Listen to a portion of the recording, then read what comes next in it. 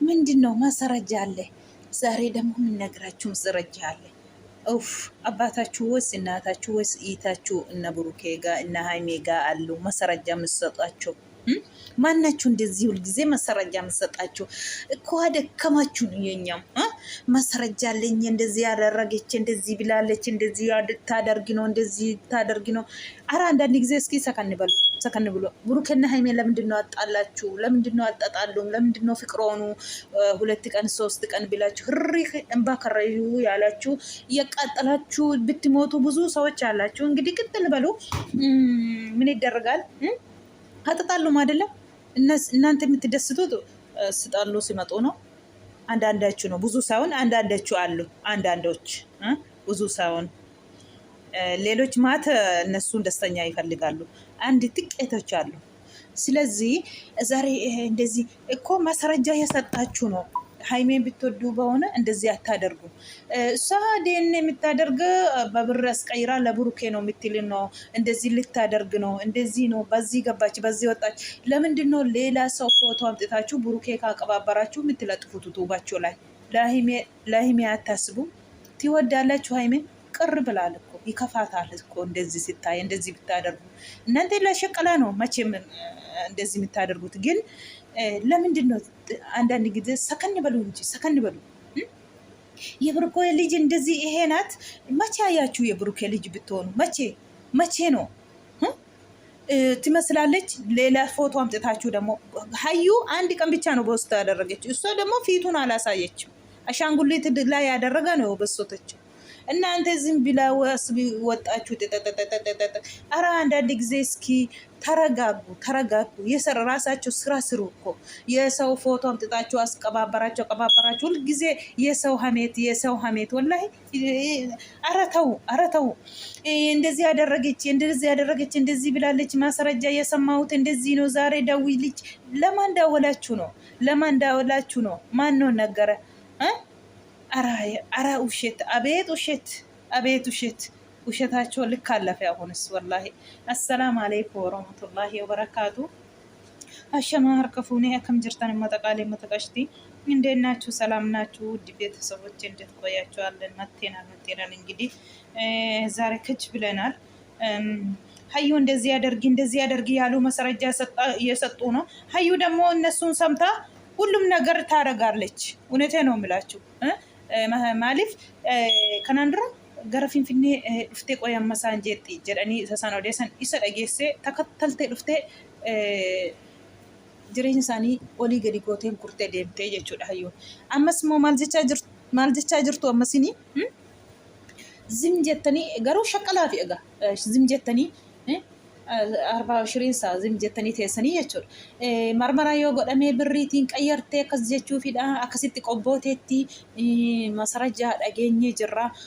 Isheen akkas gochuuf inni masarajaa isinii kennu kuni yeroo hunda daawwallee jettanii gaafatu. Inni isinitti daawwaltan kuni yoom kana silkii kana teessanii hunaantaniiti namatti daawwaltanii akka isheenitti qayyarsiistu, akka isheen gootu yoom argitani jettanii eesh sinama akkas godhi jettaniiti ishee gorsaa jirtu. Isuma sin ilaaltee dhiira isuma sana hojjettii jechuudha. Sintuyyuu karaa agarsiisa. Sintuyyuu qacaacaa argisiisa gisee hunda. Otoo amee jaallattu, otoo amee dhugaa jaallattu yoo ta'e akkasiin hojjettani. Fakkeenyaaf footoo gaafa dhiyeessuu sana ashaanguliitti irra gootee boossatti miti isheen. Sin immoo maal gochaa jirtu amma? Footooshooppii abbaa argee fiddanii laxxaftanii burukee bira keessanii mucaan burukee fakkaatti, maaloo fakkaatti, isheenoo hintala, isheenoo akkasi. Mee abbaan immaayyuu gadi baay'een dubbatanne maaliif footoo namaa walitti laggaxanii waan hin taane fiddanii hameetaa namaa irra ooltuun jedha dhugaa rabbii. Yoo shaqqaltan akka kanaan malee hin taatu. Shaqqalaan akka kanatti bichaa miti bara. Waan keerii haasofte yoo rabbi riskii sirrasaqa yoo maqaa nama balleessan malee hin ta'u. Kanaaf iyyuuti amma guyyaa lama sadaan tokko gammachuutiin dhufan garaan sin gubateera. Walakkaa tokko xiqqishuu baay'eetoon ta'in xiqqishuu gizee hunda rabshaa malee gadi hin teenye gizee hunda lolli gammachiisu jiru baay'ee ton ta'in sadii afurin caalanii jechuudha. Yeroo hundaan sobanii feekii tuktukiitiin kan deeman eenyummaa isaanii kan hin beekamne mataa namaa gadi galgalchuuf arraba namaa fi waan baay'ee nama gochuurra kan oolanii jechuudha. Ofii otoo ofitti amanummaa qabaatan of oskitanii nama arrabsu of oskitanii mataa namaa gadi galgalchuu haadha namaa maatii namaa arrabsu wayin immoo nama fiddanii du'e jettanii bossotuu otoo hin ta'in otoo eenyummaa keessanitti amantan gadi baatanii akkuma nama maqaa keessaniin banattanii gadi baatanii nama arrabsuudha yoo arraba barbaadan. Inni fariin kunii duuba taa'ee qarmatti footoo fidee zaqazaqee nama arrabsu irratti hidhee arrabaan nama arrabsu kun fariidha ofiisaa sodaata jechuudha. Ofitti amanummaan qabu. Kanaafiyyuu amma gaa nagaan kaleessaaf engadda guyyaa sadan tokko bareedaatti jira. Isatu garaan simboora'ee har akkuma jiru tuutuubiin muluun footoon kana fakkaatti mucaan burukee kana fakkaatti daawwallee ageenye absalaatiin mucaan burukee fakkaatti dhaqii jette araa abeet astaghfirullah rabbi sini haadhisu dhugaa rabbi gizee tokko dhugaa rabbichaa miti wallahi miidiyaa kanatti dhufuuyyuu hin gadda'an maalibbo rabbi wallahi zambii hunaanuudha bara wallahi laazim zambii hunaanuudha waan nageenya jettanii fiddanii soofdanii maatii keessanii wayin immoo fira keessanii saasoftanii fiddanii sagalee faa wayin achirratti hiitu wayin immoo daawwalle jettanii milikkitantanii achirratti hiitanii gizee hunda kana dhugaa rabbi gizee tokko baraame maa akkasitti yoo ta'an malee yoo nyaattan malee akkasitti hin ta'u hameetaatiin nyaachuun hin barbaachisu. Kanaafiyyuu egaa maliyee sidii qabadhee dhufeerra. Oduu gara biraattiin kutee malee waan godhamu tokko keessa argeen nama aarsa dhugaa rabbi achiin kutee sokkeega maliyanii akkasitti bareeddu maatii keessa gashuu goddanyaas keessa gashuu otoo hin ta'in ofii keessaniin akkasitti rakkisan keessan furadhaa kan inni jedhee obboleessa isaafis haimeefis dhaamsa dabarsee jechuudha. Akka kanatti bareeddu yoo akka kanatti dhuftanii namni sizeen jidduu keessan hin jirre bareeddu akka kanaan adeema eenyumayyuu jidduu keessan gashiinaa beetasaba eenyumayyuu maatiin illee jidduu keessan galuun qabu goddanyaan illee jidduu keessan galuun qabu ufuma keessan rakkina keessan fixadhaa kan inni jedhee jechuudha. Baay'ee tokko namatti tola. Maaliifi dhuguma isaati gizee maatiin jidduu galee furmaatan goone kanaan durasi jechuudha. Butaa jiraattis gaashii argitaniittu mushii argitaniittu isaan immoo gara Finfinnee dhufanii wal taaggalanii ufuma isaanii akka fe'etees immoo ufuma isaaniiti jechuudha. Deebanii immoo idduma Finfinneettis egaa sitatii burukeen hojjete waabsalaatii fidedha.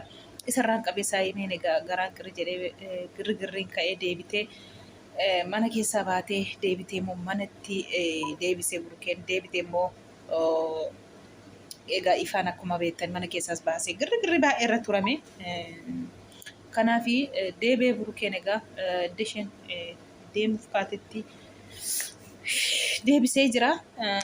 Isheen illee isa hafte sana qoccaamtee waan baay'ee kasaaraa galee waggaa meeqatti argachuu umurii komuduu argachuu hin dandeenye tumbarree na jalaa jechaa turte akkuma geessanii. Kanaafuu namni maatiin ofii keessa galuus miti goddanyaan keessa galuu miti uguma akka haftishi jedhee akka maliyeen jedhee jechuudha. Ufumaatiin fixatanii kun ufuma isaanii rakkisaan hiikachuuf ufuma wal bira jiranii wal faanarra ufuma isaanii jechuudha. Akka kanaan xuruudha. Tokkommoo wal amanummaan yoo hin jiraanne rakkisaadha. Amanummaan qabdu haimeen ammallee akka kaleessa dubbattutti baay'ee sodaadha. Baay'een siin dhabuu hin barbaadu garuu waan hundiyyuu akka siin dhabuu natti ifaa jira. Kan isheen jettu kaleessasii jechuudha. Amanummaadha. Wanti burukee si absiisuu hin qabdu haimiyyee amanumaatiin dhiyoo deemte wanti si absiisuu hin qabu. Ta'es ta'uu baates ati waggaa lama guutuu aarsaa kaffalte turtee fi wanti duubatti si deebisuu hin jiru. Burukeen kottu barriin banaadha. Sufaanuma jira har'as boorsiin jedhee jira kanas meeqas. Kanaafuu jecha namaatiin hin deemini of ta'ee deemii siin jenna. Maliyeen illee asumaan dhaamsa isinii dabarsee egaa dhuguma isaatii maatiin barbaachisu beetasaban barbaachisu ufumaa fixattanii amma beetasabni yoo sinirraa dhume beetasabni boodarradha jechuudha. Dhugaa rabbi furmaata fiduu hin danda'u. Beetasabni gara lamaan irraayyuu yoo burukees yoo hameetes waan tokko furmaata fiduu hin danda'u jechuudha. Yoo jarri lamaan bichaa ta'e malee furmaanni Kanaafuu Haayimeetiinis giddiitiin hangaddaduu hin jiru, Burukeetis giddiitiin hangaddaduu hin jiru jechuudha. Jarra lama yoos wal gaddadan malee. Waan akkasiiti isinii jedha. Uummata qaalii viidiyoon koo kana fakkaatti. Sabskiraayibii naa godhaa, laayikii naa godhaa, na jajjabeessaa uummata qaashtii yeroo hunda dubbadhu. Na jajjabeessaa akkuma kanaan duraatti isiniin jedha viidiyoon koo har'aa. Kana fakkaatti maliyyaa isinii qabadhee dhufee jecha xiqqoo tokkotu nama aarsitiitu irra gisee ilaalanii ishee qabadhee isinii dhufe. Turtii gaarii isinii haa ta'u isiniin jedha. Wanta na dhaggeeffattaniif asumarraan galatooma viidiyoon koo har'a kana fakkaatti uummata qaalii uummata qaashtii waan akkasiiti amanummaan barbaachisaadha. Maalumaaf yoo ta'eyyuu amanummaa qabaanne rakkisaadha.